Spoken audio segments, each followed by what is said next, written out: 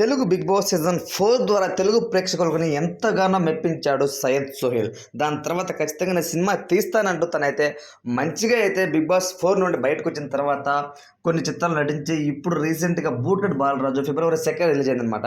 So అందులో సోహెల్ అయితే కొంతవరకు నా సినిమా సరిగ్గా ఆడట్లేదు, ఫస్ట్లోనే నో షోస్ పడుతున్నాయని చెప్పి ఎంతో ఎమోషన్ కదా బయటకు వచ్చి, దానికి సంబంధించి ఈ వారంలో అయితే బుల్లెట్ భాస్కర్ అయితే జబర్దస్త్లో దాన్ని కొంచెం వెటకారంగా దాన్ని ట్రై చేసి ఆ సోహెల్ చేసినటువంటి ఆ యొక్క యాక్టింగ్ స్పూఫ్ లాగా ఒక కామెడీ యాంగిల్ ట్రై చేశాడనమాట. అదైతే చాలా అయితే వైరల్గా మారింది ప్రజెంట్. సో దానికి సంబంధించి రీసెంట్గా సోహెల్ కూడా అయితే రియాక్ట్ అయ్యాడనమాట.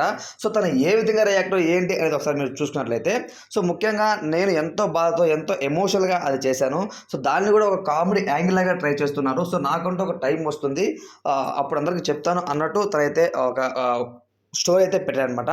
ఆ స్టోరీ ఏంటంటే ఒకసారి మీరే చూడండి ఫ్రెండ్స్. ఇదిగో ఒకసారి చూడండి friends.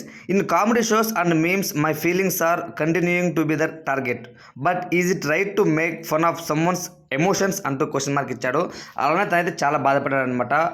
Stay calm and rise above అంటూ వర్డ్స్ ఆఫ్ విజ్డమ్, అలానే ఐఎమ్ ఇగ్నోరింగ్ అంటూ తనైతే హ్యాష్ ట్యాగ్స్ కూడా మెన్షన్ చేశారనమాట. సో దానికి సంబంధించి సోహెల్ పెట్టిన పోస్ట్ చాలా అయితే వైరల్గా మారింది. అలానే సోహెల్ అభిమానులు కూడా బూట్కట్ బాలరాజు ఫస్ట్ డే సరిగ్గా కలెక్షన్స్ రాకపోయినా సరే, దాని తర్వాత next day Saturday and Sunday దుమ్ము లేపాయి. సో అదంతా ఎవరికి తెలియదు, ముఖ్యంగా రాయలసీమ వాళ్ళు బాగా ఆదరించారు సయ్యద్ సోహెల్ మూవీ బూట్కట్ బాలరాజు అని చాలామంది అయితే కామెంట్స్ పెడుతున్నారు. బుల్లెట్ భాస్కర్ ఇలాంటి స్కిట్స్ మానేసి నీ యొక్క ఓన్ కంటెంట్ ట్రై చేయి, ఎప్పుడు ఒకరి బిందు పడి ఏడుస్తూ ఉంటావు అని అంటూ కొంతమంది అయితే సయ్యద్ సోహెల్ ఫ్యాన్స్ అయితే బుల్లెట్ భాస్కర్కి కొంతవరకు అయితే వేసుకుంటున్నారు అనేది చెప్పుకోవచ్చు. ఇంకొకటి ఏంటంటే బుల్లెట్ భాస్కర్ గారు కూడా చాలా అయితే పాజిటివ్ పర్సన్ అనమాట. బట్ తను ఏ పర్స్పెక్షన్లో ఆ విధంగా కనెక్ట్ చేసాడో తెలియదు, కానీ తను కూడా కొంతవరకు అయితే చాలా కామెడీ యాంగిల్స్ ట్రై చేస్తుంటాడు. స్పూఫ్ తనకు కొత్తమే కదనమాట.